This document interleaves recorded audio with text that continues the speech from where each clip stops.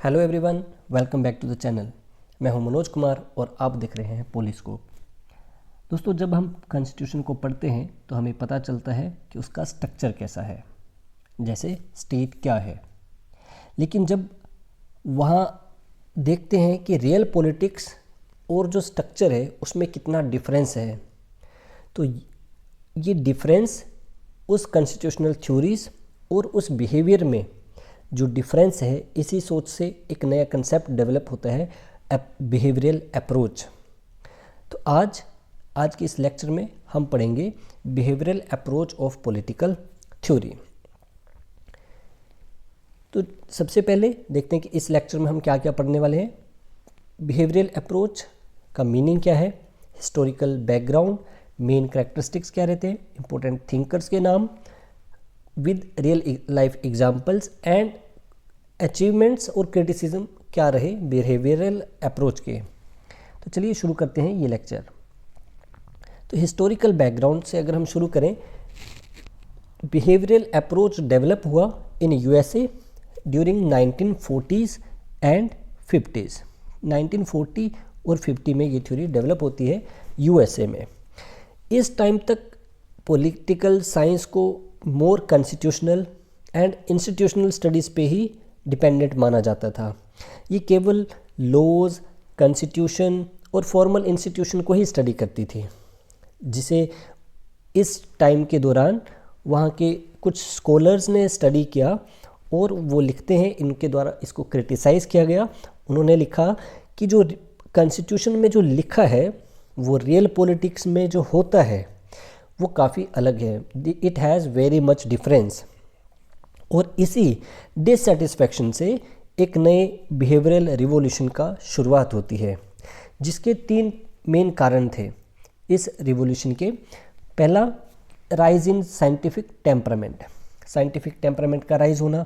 अब लोग सिर्फ क्या है, क्या होना चाहिए, इसके साथ साथ में ये भी पूछने लगी कि अभी क्या है एंड कैसे होना चाहिए, क्यों होना चाहिए। ठीक है, क्यों वाला क्वेश्चन जो था, क्यों जो कंसेप्ट है वो भी डेवलप होता है।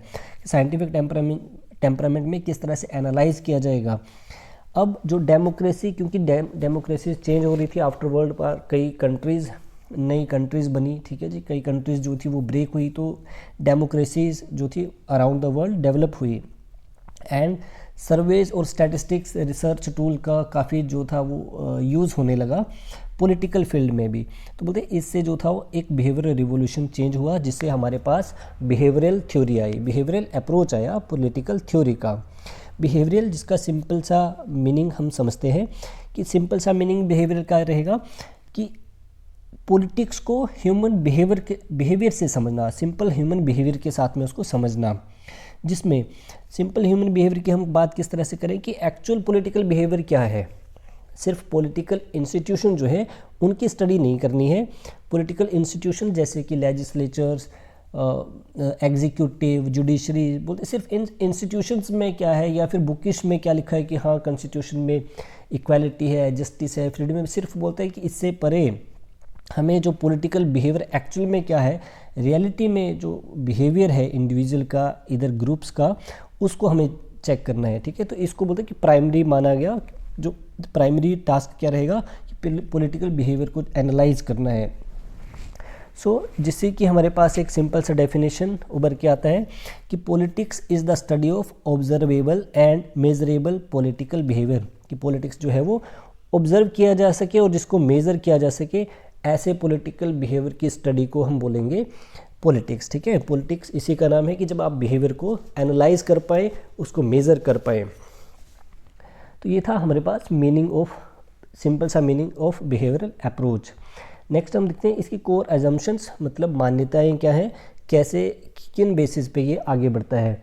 तो first is to study politics through scientific temperament. Behavioural approach बोलती है कि पॉलिटिक्स को साइंटिफिक टेम्परामेंट के साथ में स्टडी करना है ना। किस तरह से ये इसका मानना ये है कि पॉलिटिक्स जो है, जो पोल साइंस है, ये भी साइंस का ही एक पार्ट है ना, it is also a science. जिसमें जैसे कि अगर साइंटिफिक क्यों है, क्योंकि इसमें हम सिस्टमेटिक एविडेंस बेस्ड मेथड को स्टडी कर रहे हैं, फैक्ट्स की बात करें सिंपली, है ना।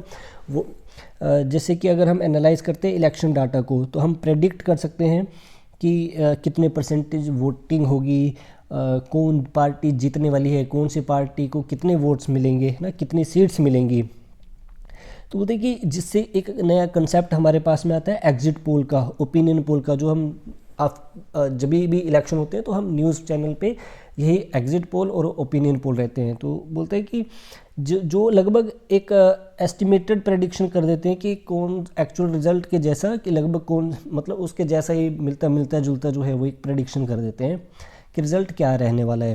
तो बोलते हैं कि ये साइंटिफिक स्टडी है। अब ये एनालिसिस कैसे हुआ, तो ये एनालिसिस हुआ साइंटिफिक टेम्परामेंट के थ्रू। साइंटिफिक टेम्परामेंट क्या है कि आप सिर्फ उस थ्योरी को नहीं पढ़ते हैं, आप उस बिहेवियर को चेक भी करते हैं, आप एनालाइज करते हैं, आप डाटाज पे बात करते हैं, आपने उसको ऑब्जर्व किया, उसको एनालाइज किया, तब आप उसको जो है वो वेरीफाई करते हैं ना।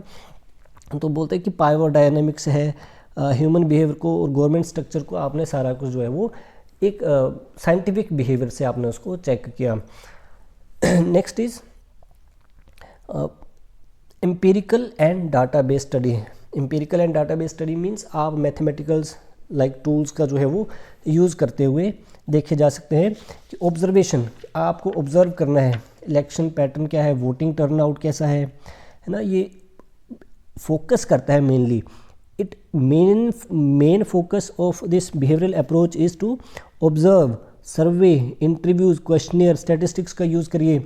आप ग्राउंड में जाइए, सर्वे करिए, है ना, जो वोटर्स हैं उनसे पूछिए, ठीक है जी, कि कौन सी पार्टी जीतने वाली है, कौन मतलब किस वोटिंग नेचर क्या है, गवर्नमेंट से आप सेटिस्फाइड हैं या नहीं है, पार्टी बदलने वाली है, सरकार बदलने वाली है इस बार कि नहीं। इंटरव्यूज़, क्वेश्चनर जो भी हैं, तो इन मेथड का यूज़ करते हैं। तो बिहेवियरल अप्रोच जो है ये वोटिंग टर्नआउट को मोरल इश्यूज बनाने की बजाय बिहेवियरिस्ट स्टडी करती है ना। ये मोरल आइडियाज़ भी बात नहीं कर रही, मोरालिटी की बातें नहीं कर रही है, ये पूछ रही है कि भाई फैक्ट्स की बात कर रही है कि जो वोटर टर्नआउट है उस पे एजुकेशन का क्या रोल रहा। एजुकेशन, क्योंकि अनपढ़ और साक्षरता का बड़ा रोल रहता है इलेक्शंस में, तो बोलते हैं कि जो एजुकेशन का क्या रोल रहा, इनकम रिसोर्सेज क्या थे, उसका क्या रोल रहा वोटिंग टर्नआउट पे, या फिर अर्बन और रूरल पैटर्न को कंपेयर किया जा सकता है ना। उसको कंपेयर किया जाता है कि भाई अर्बन में इतनी लिटरेसी है, ये फैसिलिटीज़ हैं, तो इसलिए वोटिंग परसेंटेज जो है कम रही या ज़्यादा रही, विलेजेस में किस तरह से वोटिंग परसेंटेज चेंज हुआ।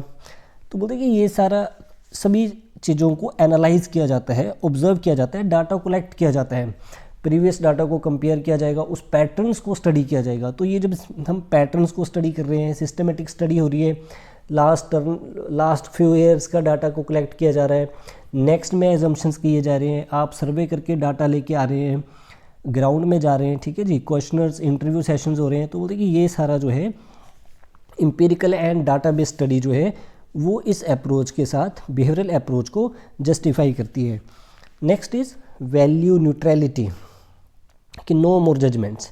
वैल्यूज़ की तरफ आप न्यूट्रल रहिए। वैल्यूज़ जैसे आप जस्टिस की बात कर रहे हैं, आप इक्वालिटी की बात कर रहे हैं, आप मोरालिटीज़ की बाते कर रहे हैं सिंपली, तो बोलते हैं कि नो मोरल जजमेंट नहीं देनी है। आप साइंटिफिक टेम्परामेंट लेके आइए कि साइंटिस्ट का काम जो है वो जजमेंट करना नहीं है, जज करना नहीं है। उनका काम होना चाहिए कि उनका टास्क ये है एक्सप्लेन करना है कि क्यों हुआ और कैसे हुआ और उसको कैसे सुधारा जा सकता है। तो जिसका मतलब है पोल साइंस जो है अपनी आइडियोलॉजी को साइड में रखें।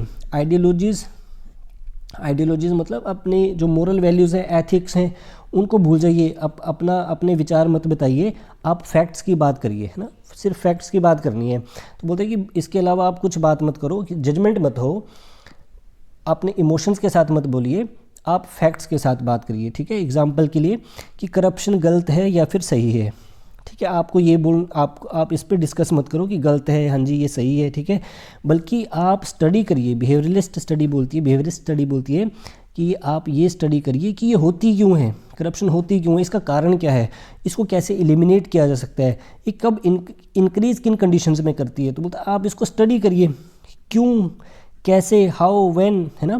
तो बोलते हैं ये शब्द लेके आइए आप सिर्फ जजमेंटल मत होइए कि हाँ जी ये गलत है या फिर सही है। सो नेक्स्ट इज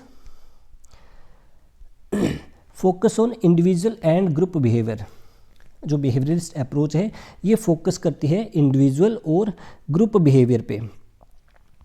कैसे? बिहेवियरिस्ट अप्रोच बोलती है इंस्टीट्यूशन से ज़्यादा इंडिविजुअल और ग्रुप पर फोकस करती है, जिसके स्टडी एरियाज क्या रहेंगे, इंडिविजुअल और ग्रुप का स्टडी करना क्या है ना। किस इंस्टीट्यूशंस को स्टडी नहीं करना है, institutions again legislature, executive, judiciary, media, इनको स्टडी नहीं करना है ना। आप बोलते हैं इंडिविजुअल को स्टडी करिए, जो ग्रुप्स हैं, ग्रुप्स मतलब कोई यूनियंस हैं उनको स्टडी करिए, सोशल ग्रुप जो भी बने हुए उनको स्टडी करिए, है ना। वोटिंग बिहेवियर कैसा है, लीडरशिप बिहेवियर क्या है, प्रेशर ग्रुप्स का क्या रोल है, किस आइडियोलॉजी से वो आगे बढ़ रहे हैं ना, पॉलिटिकल पार्टीज़ का क्या रोल है, प्रेशर ग्रुप्स प्रेजेंट में क्या सीन क्रिएट कर रहे हैं। तो बोलते हैं कि उसकी बात करिए, आप उसकी स्टडी करिए अकॉर्डिंग टू।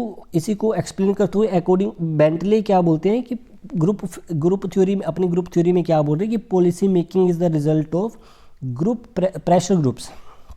पॉलिसी मेकिंग जो है वो प्रेशर ग्रुप्स पे डिपेंडेंट है कि कोई भी पॉलिसी अगर बनाई जाती है तो उसमें प्रेशर ग्रुप्स ने क्या रोल प्ले किया, ये उसके ऊपर ही चलता है। फॉर एग्जांपल कि अभी लास्ट टाइम इंडिया में जैसे हमने देखा एमएसपी का इशू था, तो जो फार्मर यूनियंस हैं, तो फार्मर यूनियंस के प्रेशर से गवर्नमेंट्स को अपनी पॉलिसी को रोल बैक करना पड़ा।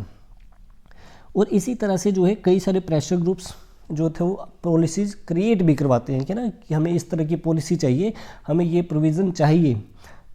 तो प्रेशर ग्रुप्स कोई भी हो सकते हैं, जैसे लेबर यूनियंस, फार्मर यूनियंस, कोई और तरह की यूनियंस भी है ना। तो ये आप बोलते हैं कि प्रेशर ग्रुप का क्या रोल होता है, आप ग्रुप्स को स्टडी करें, उसको बिहेवियर को स्टडी करिए। तो ये फोकस करता है, जो बिहेवियरल अप्रोच जो फोकस करती है इंडिविजुअल और ग्रुप बिहेवियर पे। नेक्स्ट इज, इसके बाद में हम देखेंगे कि जो बिहेवियरल अप्रोच है ये इंटरडिसिप्लिनरी अप्रोच है। इंटरडिसिप्लिनरी कैसे है कि कुछ वैल्यूज़ को, कुछ नॉर्म्स को बोरो करती है साइकोलॉजी से।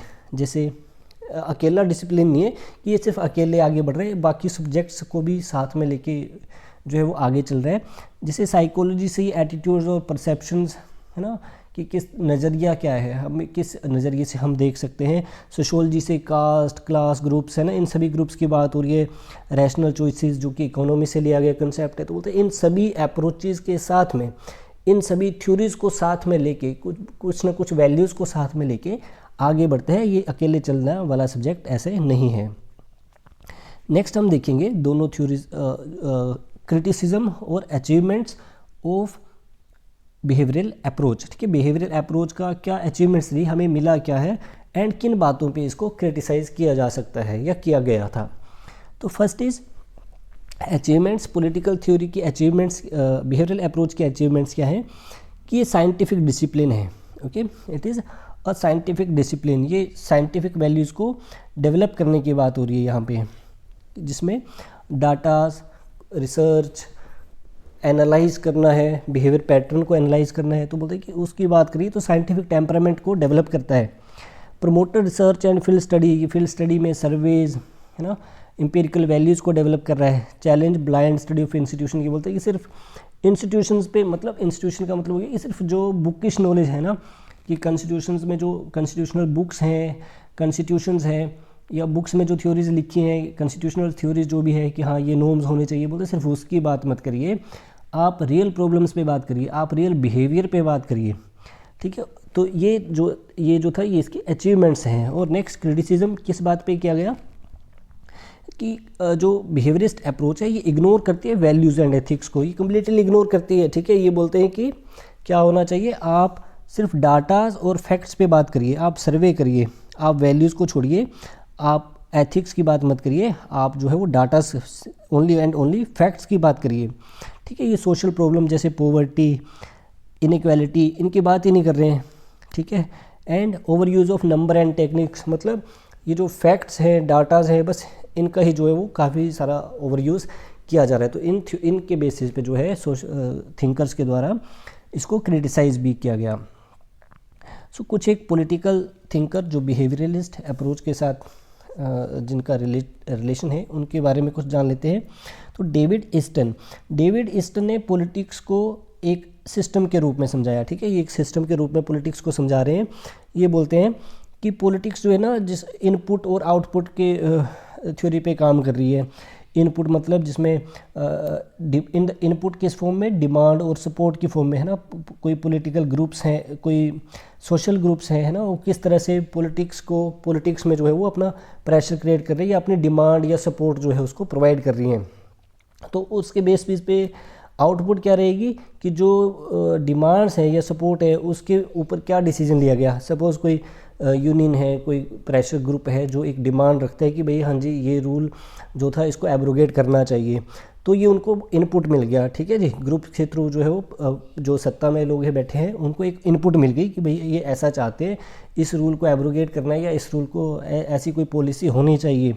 एंड जब उस सत्ता में बैठे लोगों के द्वारा जब कोई डिसीजन लिया जाएगा, पॉलिटिक्स में डिसीजन लिया जाएगा और उस पॉलिसी को इम्प्लीमेंट या एब्रोगेट किया जाता है, तो ये उसका रिजल्ट रहेगा, ठीक है। जो डिसीजन लिया गया या पॉलिसी बनाई गई, तो ये क्या था उसका, हम बोलते हैं आउटपुट है। तो डेविड ईस्टन बात करते हैं इनपुट एंड आउटपुट से, एक स्ट्रक्चर के थ्रू जो था पॉलिटिकल सिस्टम के थ्रू इसको समझाते हैं। नेक्स्ट इज हरलोड लासवेल क्या है, इनकी काफ़ी इंपॉर्टेंट जो स्टेटमेंट है, क्या डेफिनेशन आप कह लीजिए। Who gets what when and how, कैसे, ठीक है जी, क्या और कब जो था वो इसकी बात कर रहे हैं। तो जिसका काफ़ी जो यूज़ है वो किया जाता है गवर्नमेंट बजट में, ठीक है। गवर्नमेंट बजट्स को एनालाइज करने के लिए कि किसको कितना मिलेगा, है ना, और कैसे मिलेगा, कैसे जो बजट्स को है वो किस स्ट्रक्चर पर जो है वो कितना डिस्ट्रीब्यूशन कंट्रीब्यूशन करना है, तो ये उसको एनालाइज करने में हेल्पफुल रहते हैं। बेंटली जो ग्रुप थ्योरी की बात कर रहे हैं, ठीक है, ग्रुप थ्योरी बेंटली वही यूनियंस की बात कर रहे हैं कि ग्रुप्स का जो है वो काफ़ी इंपॉर्टेंट रोल है, ग्रुप्स को एनालाइज करना है। फार्मर यूनियन हो गए, है ना, ट्रेड यूनियन जैसे की बात हो रही है। तो बेंटली एक बात बोलते हैं कि जो पॉलिटिक्स है वो ग्रुप स्ट्रगल से ही डेवलप होती है। पॉलिटिक्स मतलब ग्रुप स्ट्रगल, ठीक है। बेंटली बोल रहे हैं कि पॉलिटिक्स ग्रुप स्ट्रगल है, कि जब ग्रुप स्ट्रगल करते हैं किसी भी बात पे तभी बोलते हैं, उसी को हम पॉलिटिक्स बोलते हैं। नेक्स्ट गैब्रियल एलमेंट, ठीक है, जो कि बोलते हैं स्ट्रक्चर फंक्शन की बात करते हैं, स्ट्रक्चरल फंक्शन की बात करते हैं। स्ट्रक्चर फंक्शनल कि लेजिस्लेचर, एग्जीक्यूटिव, जुडिशरी, है ना, ये बोलते हैं इनका फंक्शन तो सेम है सभी का। फंक्शन कैसे सेम है, फंक्शन बोलते हैं कि इनका काम तो सभी लोग सोसाइटी के लिए है ना, सोसाइटी की डेवलपमेंट के लिए है। तो किस तरह से सोसाइटी को डेवलप किया जा सकता है ना, सोसाइटी के बेटरमेंट के लिए क्या किया जा सकता है।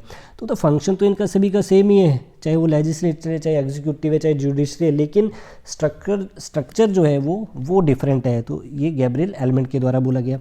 तो ये सारे जो हैं, ये चारों जो हैं वो क्या है, बिहेवियरलिस्ट अप्रोच को अपनाने वाले जो थे वो थिंकर थे, ठीक है।